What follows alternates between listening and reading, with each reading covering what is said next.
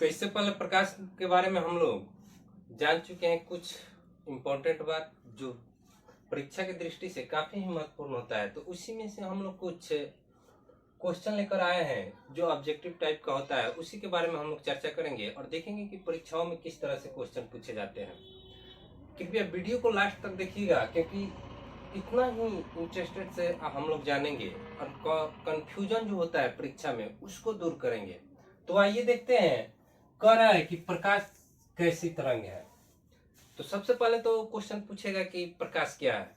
तो हमने पहले वीडियो में बता चुका हूं कि प्रकाश जो होता है एक ऊर्जा होती है।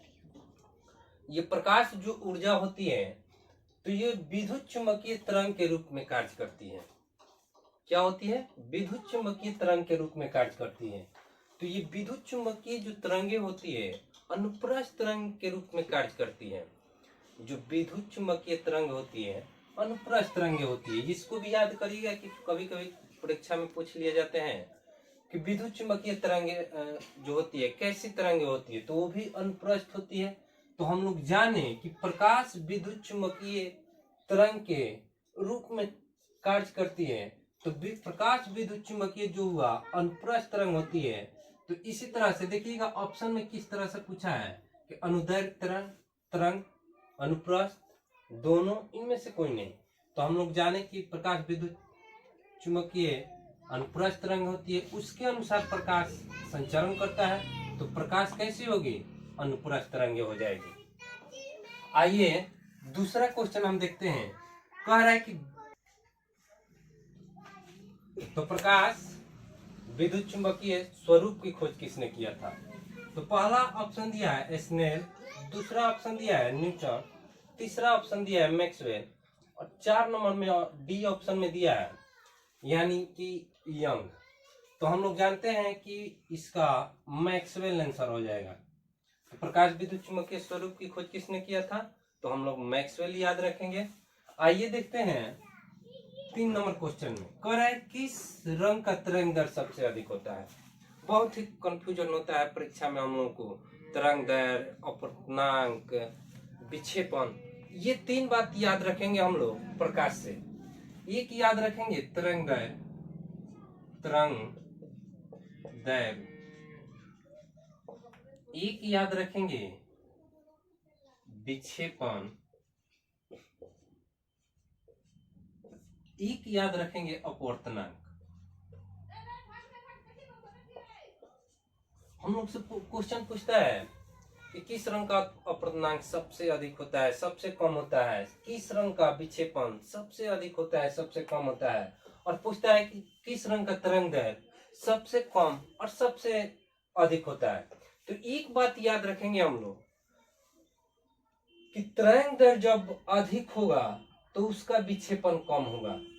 ठीक है, एक ये जिसका अधिक होगा उसका विक्षेपण और अपवर्तनांक सबसे कम होगा। सीधा सा कोई बात दिमाग में नहीं टेंशन लेना है कि तरंग दैर्घ्य जब अधिक होता है यानी इसका मान, हम लोग जानते हैं कि प्रकाश के तरंग दैर्घ्य का मान विभिन्न रंगों का भिन्न भिन्न तरंग दैर्घ्य होता है। हम लोग जानते हैं कि प्रकाश 7 रंगों से मिलकर बना होता है जिसे श्वेत प्रकाश का। हम लोग देखें कि प्रकाश के भिन्न भिन्न रंगों के तरंग दैर्घ्य भिन्न भिन्न होता है। तो हम लोग क्वेश्चन कहा था किस रंग का तरंग दैर्घ्य सबसे अधिक होता है। तो मैंने बताया कि जिसका तरंग दैर्घ्य सबसे अधिक होगा उसका विक्षेपण और अपवर्तनांक उतना ही कम होगा। यानी सबसे अधिक तरंग दैर्घ्य लाल का होता है तो विक्षेपण सबसे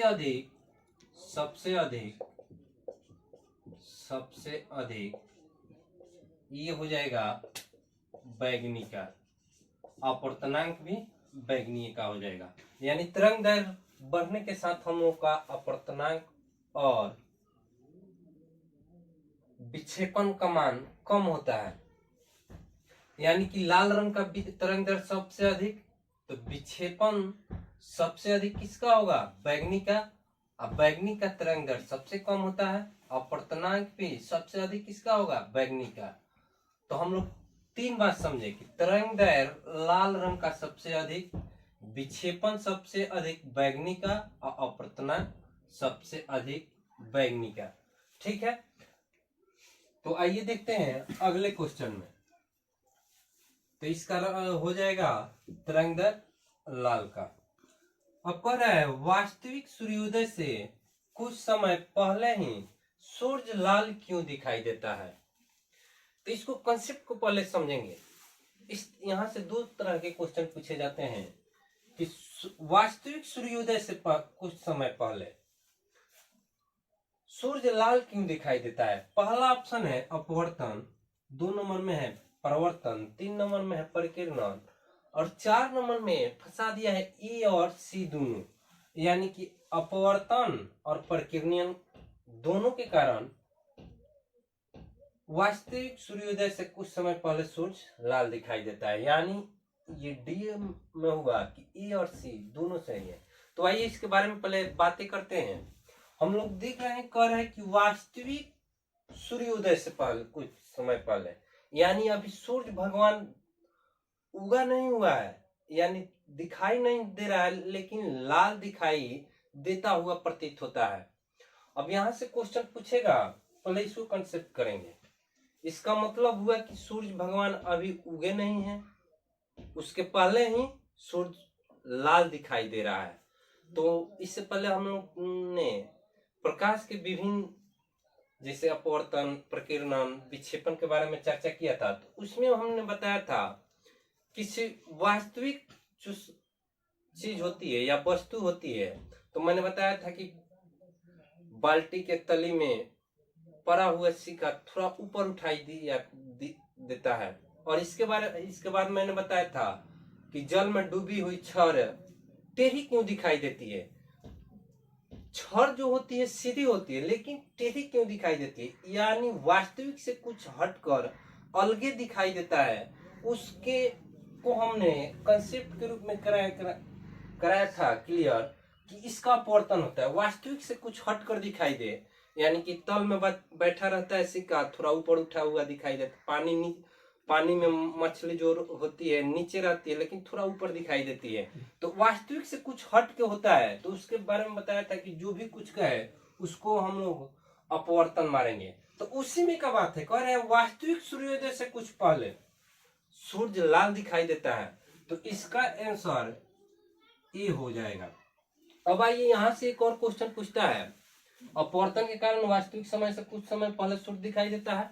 अगर मेरा वीडियो अच्छा लगे तो कृपया चैनल को सब्सक्राइब करिएगा, लाइक करिएगा, कमेंट करिएगा कि किसमें हमको दिक्कत हो रहा है, उसके बारे में हम लोग चर्चा करेंगे। तो आइए देखिए, कह रहा है अब यहाँ एक हुआ कि वास्तविक सूर्योदय से पहले।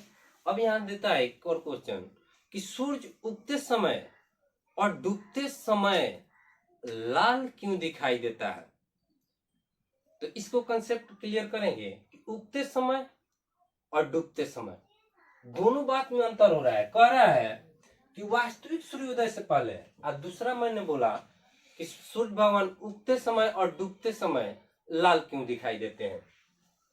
तो जब सूर्य भगवान उदय होते हैं और जब डूबने के कगार पे होते हैं, तो उस समय सूर्य भगवान लाल क्यों दिखाई देते हैं। तो जानते हैं कि सुबह का समय होता है या शाम का समय होता है, तो पृथ्वी और सूर्य के बीच काफी दूरी होती है, जिससे लंबी प्रकाश पृथ्वी पर पहुंचती है।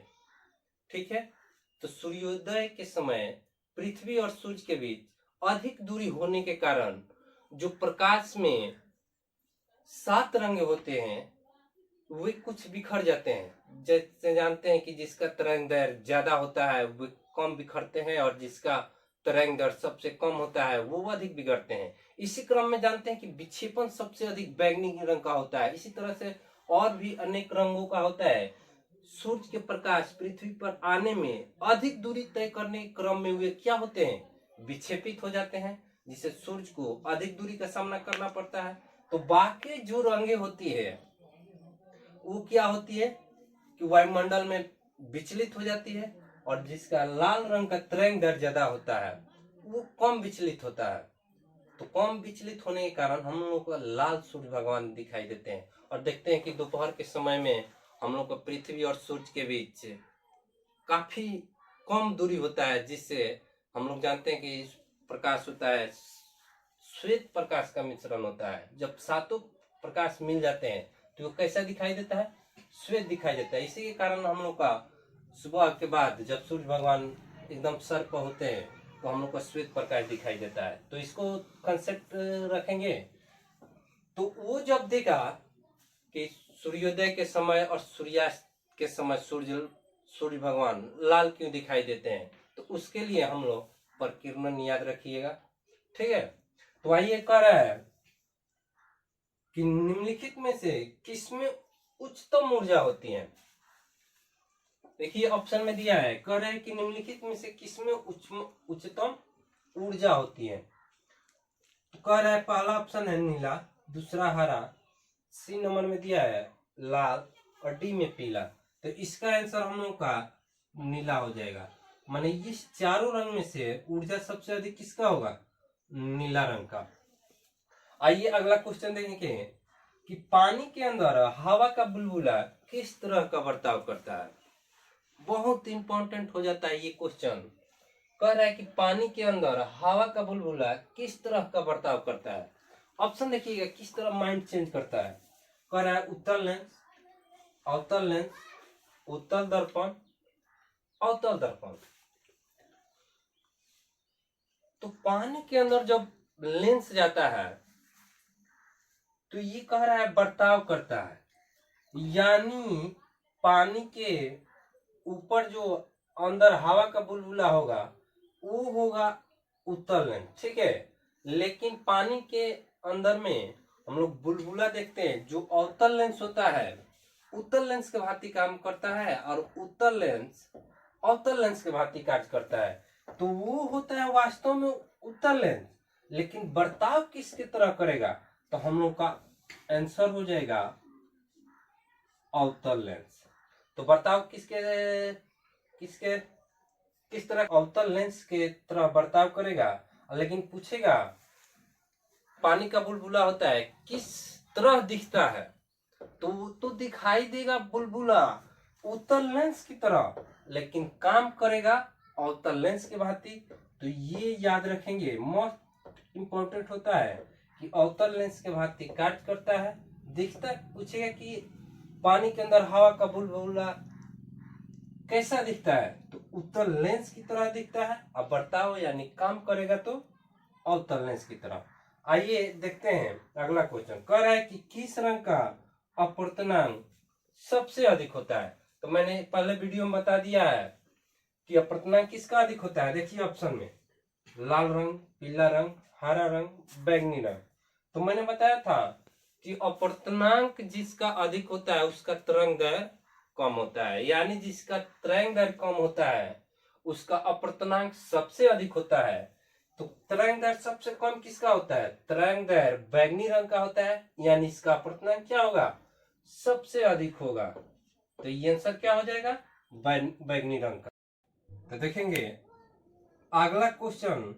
कह रहा है कि E बराबर mc² में c किसका घोतक होता है। तो ऑप्शन दे रखा है प्रकाश का वेग, ध्वनि के वेग, तरंग दैर्घ्य, एक स्थिरांक। तो देखिएगा E बराबर mc², E बराबर mc²। सबसे पहले दिया किसने? तो E बराबर mc² का पूछ लिया जाता है क्वेश्चन कि E बराबर mc² की खोज किसने किया था। तो याद रखेंगे E बराबर mc² को दिया था आइंस्टीन।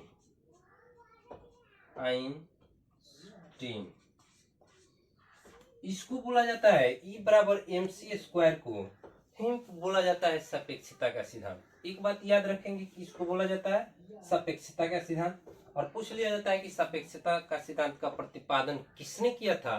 तो आइंस्टीन ने किया था, आइंस्टीन।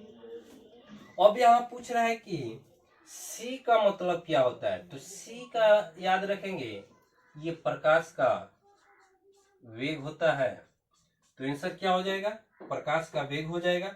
अब देखिए यहां से समझिए E बराबर हो जाएगा ऊर्जा हो जाएगा, यानी इंग्लिश में देगा तो एनर्जी हो जाएगा, एनर्जी। और ये हो जाएगा M माने मास, यानी द्रव्यमान हो जाएगा। याद रखेंगे हम लोग। तो हम लोग देखा कि सापेक्षता का सिद्धांत किसने दिया था? आइंस्टीन ने दिया था। E बराबर mc² को ही क्या बोला जाता है? सापेक्षता का सिद्धांत। तो आइए यहाँ से हम लोग को आइंस्टीन के बारे में जाना। तो इससे आइंस्टीन से एक और क्वेश्चन पूछ लिया जाता है कि प्रकाश विद्युत प्रभाव की खोज किसने किया था? तो प्रकाश विद्युत प्रभाव की खोज आइंस्टीन ने किया था। तो आइंस्टीन को यहाँ से पूछ लिया जाता है कि प्रकाश से रिलेटेड है, तो बता देते हैं कि किसके खोज के लिए आइंस्टीन को 1921 ईस्वी में नोबेल पुरस्कार मिला था? तो याद रखेंगे, प्रकाश विद्युत प्रभाव की खोज के लिए आइंस्टीन को 1921 ईस्वी में नोबेल पुरस्कार मिला था। ये याद नहीं रखेंगे कि E बराबर mc² के लिए आइंस्टीन को नोबेल पुरस्कार मिला था। इसके याद रखेंगे प्रकाश विद्युत प्रभाव के लिए। अगर मेरा वीडियो आप लोगों को अच्छा लगा होगा तो कृपया चैनल को सब्सक्राइब करिएगा, बेल आइकन को प्रेस करिएगा, क्योंकि मेरा अगला जब वीडियो आए तो आप लोग को नोटिफिकेशन मिल जाए। Thank you.